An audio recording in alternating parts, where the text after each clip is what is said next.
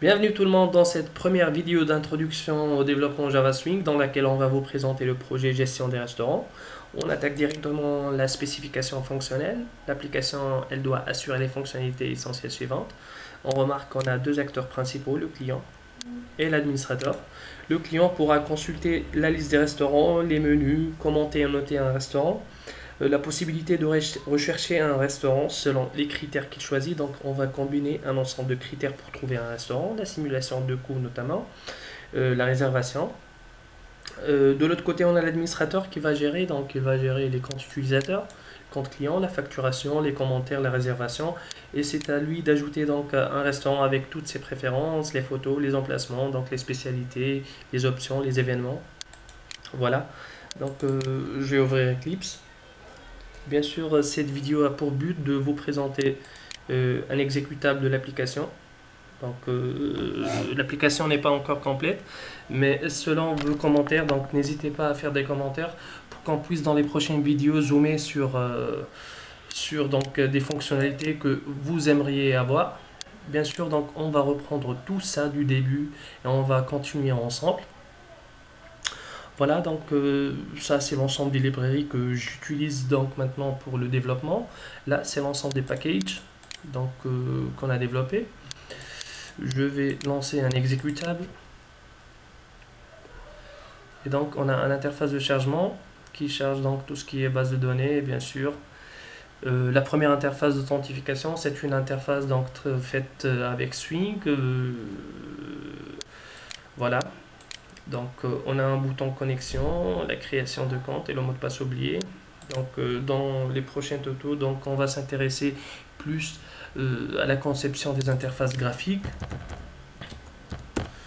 Et on aura le temps donc de parler de tout ce qui est donc GPA, Java Persistence API, et tout ce qui est Entity Beans, donc pour la persistance des données. Voilà, donc je vais cliquer sur le bouton connexion. Un message d'erreur s'affiche. L'email non utilisateur ou le mot de passe de saisie est incorrect, donc l'utilisateur n'existe pas. Vous remarquez donc qu'il y a une tâche Windows là, non utilisateur au mot de passe invalide. Donc si vous êtes intéressé, on va vous montrer aussi comment faire. Donc sans plus tarder, je vais créer un compte. Une interface de création de compte s'affiche. Je vais saisir le nom Toto Tata. Voilà, choisir votre nom d'utilisateur. Donc on va dire Java Test. Saisir adresse, donc je vais voir l'adresse Java Swing. Donc je vais copier ça. Java Swing courses à gmail.com. Je vais le saisir. Java Swing courses à gmail.com.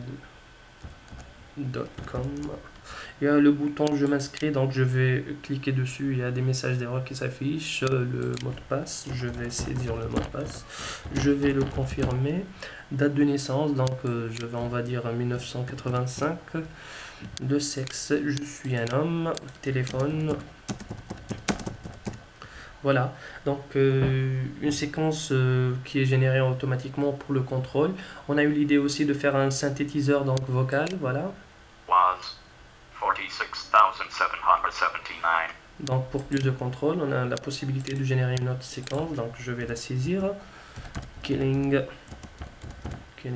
99478, voilà, je fais une erreur. Bon, non, ça marche pas, donc voilà. Je m'inscris.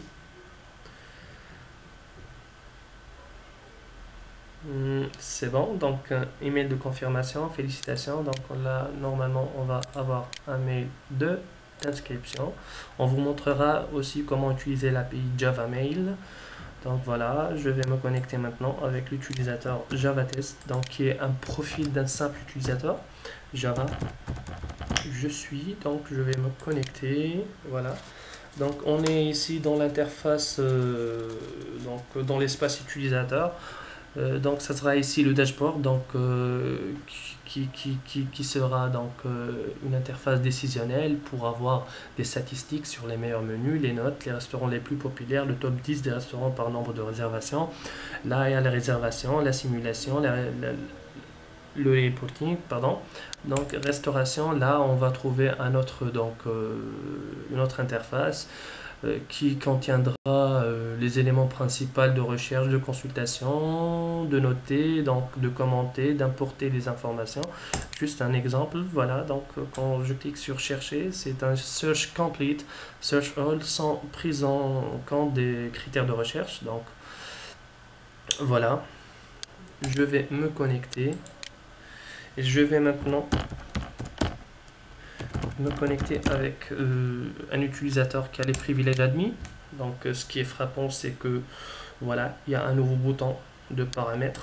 Je vais cliquer dessus et je suis dans l'espace administrateur. Bien sûr, là j'ai les paramètres généraux.